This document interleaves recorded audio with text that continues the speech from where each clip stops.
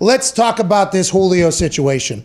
Him, Derrick Henry, A.J. Brown, what does that mean? And how and why do you think the market was dry for Julio Jones, D-Butt? First and foremost, that's tough, man. That's tough coming into that game as a DC. Obviously, football for forever has been stop the run first. And I still think it's going to be that when you play the Titans, got to stop the run. But what do you do with that extra safety? Do you bring them down in the box to help against the run? Or do you keep him back to help against AJ or Julio? I mean, it's tough, but we'll see. I'll make Tannehill have to beat me. I'll make Tannehill have to beat me before Derrick Henry, even with those receiving weapons. And I heard Rap Sheet talking about it earlier. The reason why they were able to get him because his injury history, obviously his age, and then that second round pick. That's a high pick to a lot of these GMs. You look at even the Titans. I think Derrick Henry was a second rounder. A.J. Brown was a second rounder, so people just don't want to give those up with a guy who they think may be on the tail end of his career. 2%. If he's the missing piece that you think may get you to a Super Bowl and make you a contender, I think you take a shot at him. But you've been saying it all along that he was going to go for a pick like this. I still thought he would go for it first, but what the hell do we know? Nothing. D-Butt, hey, what other than Julio's size and his speed, what separates him, you think, from the rest of the league, really? Man, I mean, those are two big things. The size and speed. But there's a lot of big dudes, that can't play like him. And how he gets in and out of breaks. Usually little guys can get in and out of breaks, but he can get in and out of breaks, intermediate, short routes, long routes, and he's a threat to take it, 50, 60 yards anytime he gets that ball in his hands. Now, obviously, the big thing is him staying healthy. And we all know once you kind of hit that 30-year-old mark as a skill position player in the league, a lot of these decision makers, look at you like an old man. So Julio, if it's one guy I would bet on, though, it will be Julio Jones. I just saw the chart you put up. I didn't need to see it. We all saw him play the game. He's a special talent. And, shout out to Titans, taking their shot, going out and get him. Obviously, still a lot of question marks, a lot of holes on that defensive side of the ball. And whenever you got not a strong defense, your special teams usually aren't going to be that good because your defensive depth usually is a big indicator there. So, big upgrade for the offensive side, but let's not get besides ourselves. It's still the Tennessee Titans, and they still stink. That was a great tweet, by the way. You absolutely. Hey, just so they got fired up about that one. Hey, just so we're clear, by the way, Titans. Just so we're clear, Titans still stink. Now, there is some alarming stats about Ryan Tannehill, too, where you say, hey, I want Ryan Tannehill to beat me. Obviously, having Derrick Henry in the backfield, he has the second best play action rating behind Aaron Rodgers, I believe. Aaron has the highest rated passer rating after play action, and Ryan Tannehill is at 2. And it's obviously, when Derrick Henry's there, people have to come fill. People have to come fill, so then you got people behind there. But Tannehill, with Derrick Henry, without Derrick Henry, let's just, it is what it is. His stats next to Patrick Mahomes in the last 26 starts, or his 26 starts with the Titans versus last 26 starts with the Chiefs, this dude does not stink. Damn. I think the Miami Dolphins Tannehill kind of oozes potentially into conversation sometimes, conveniently, and for good reason. That guy was a wide receiver playing quarterback at Miami under Adam Gase. But since they just said, Mariota, you've been the face of our team, take a seat, pal, and Tannehill has gotten in, he's been dominant. Now, Derrick Henry helps out a lot. And Patrick Mahomes is going to go down as a Mount Rushmore quarterback in the history of the game.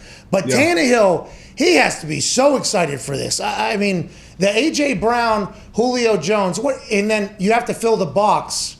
What do you do? Is it just single coverage? Is that why everybody is probably what do you do here? I mean, it's tough. It really is, because AJ Brown's not a guy you want to leave with a bunch of one-on-one coverage either. And he's a younger guy. I think, what is he going into his third year maybe?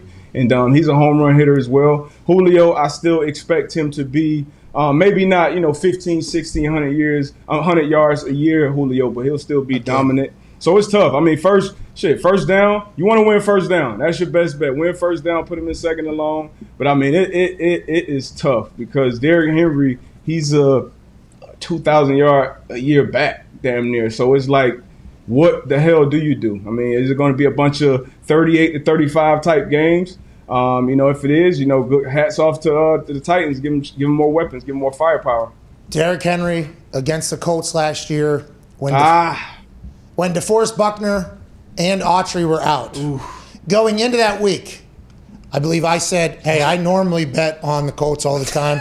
This feels like this is going to be tough, okay? Autry's now with the Titans. DeForest Buckner's still there. The Titans and Colts are about to go. In the Colts defense, I'd put them up against any offense in the NFL and feel good to get a stop whenever they need it.